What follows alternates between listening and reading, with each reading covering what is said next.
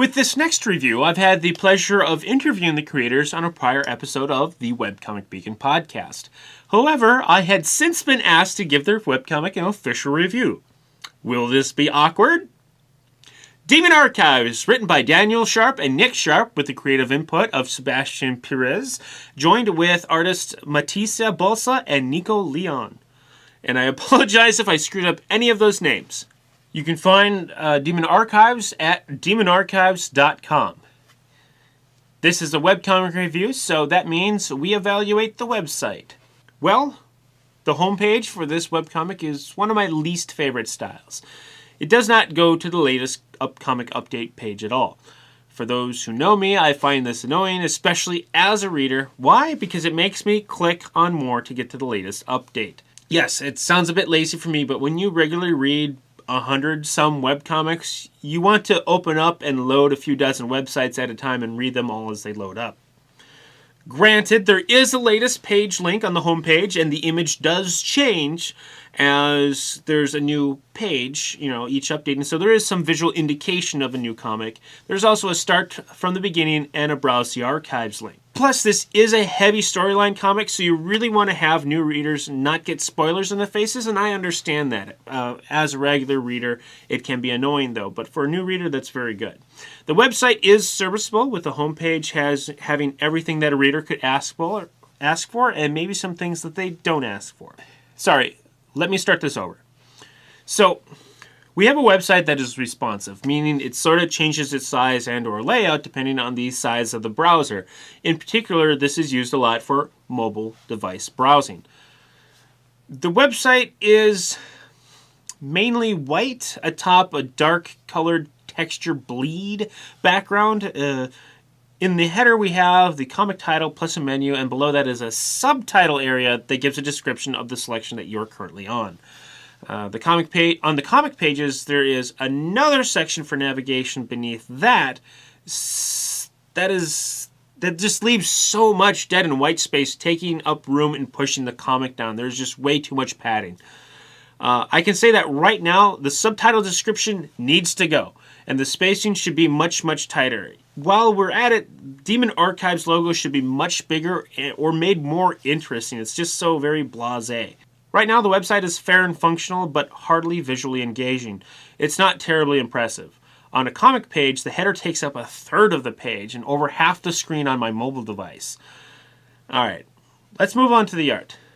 The comic's colors tend to exercise a limited palette for each chapter or storyline sequence. Combined with the line work, the art of this comic is just fantastic. Perspectives are good, lines fade with the distance, frequent detailed backgrounds. I really have no complaints about the art. But what about the story? On the About page, we learn that the Demon Archives is set in the 22nd century Earth, over 100 years after the Third World War. The Demon Archives tells the survivors' stories as they struggle to rebuild civilization. So we start off with some backstory leading up to our protagonist. Our protagonist has an AI interactive military-grade robotic suit of armor and tech. And I'll just say it, this character is the military-like group and setup of the first 3 chapters. Just kind of feels like a Halo fanfic. Our protagonist is Master Chief. Alright, not really. As this main character does actually feel like a real person, whereas Master Chief is just a heavily idealized Mary Sue shell for gamers to play. Yes, I'm going to get some hate mail on that. But the comic is complete with various tropes that are common to that type of story, including how some characters are utilized in not in advancing the plot so much, but in advancing the development of just the protagonist. So, okay, maybe I'm being a little unfair, but the comic does have a heavy testosterone vibe to it, and it's not something I really like. Now, it's quite possible that many people will enjoy this comic exactly for all those reasons. If you like that first third-person shooter video game style, particularly with the run and gun with in-play cutscene storylines, you'll probably really dig this comic. I'm not saying that I hate this comic. I actually really like this comic. But there are a few elements of the comic that just kind of get on my nerves. And that's fine. I'll admit it's possibly just my preference on that, but I would still press that the comic is heavily lacking in female characters. Unless the world population of World War III lost a huge percentage of its female population, but I don't really think so. And there really aren't any female characters that are portrayed as being as capable as their male counterparts. Again, this comic is heavy with testosterone. The main female is a programmed AI, so that hardly counts, and she only really exists to facilitate the main male character. Even if it did, it's far too little. I think I recall maybe 5 female characters as of this review, including the AI, and it really annoys me a lot. But the plot and setting are still interesting, especially in Chapter 4 when the art style is changed up a bit and we get some awesome sequences as our protagonist remembers the past. Most of my above-stated issues are actually in Chapter 4 as of this review, but you can kind of make a case for the first 3 chapters by almost basically having no women in it. I mean, then again, there's no female combatants in this. I mean, the movie The Edge of Tomorrow had female combatants in exosuits, and there's only men in this platoon. It doesn't make sense. It really doesn't. Okay, moving on. The original premise that was stated is pretty cool, and I'm interested in seeing where this goes. It sounds fantastic. The art is really good. The overall thing feels very pro. I like it. However, the story doesn't really hold me too well. Again, it could be as simple as that preference thing, or, I've already mentioned it.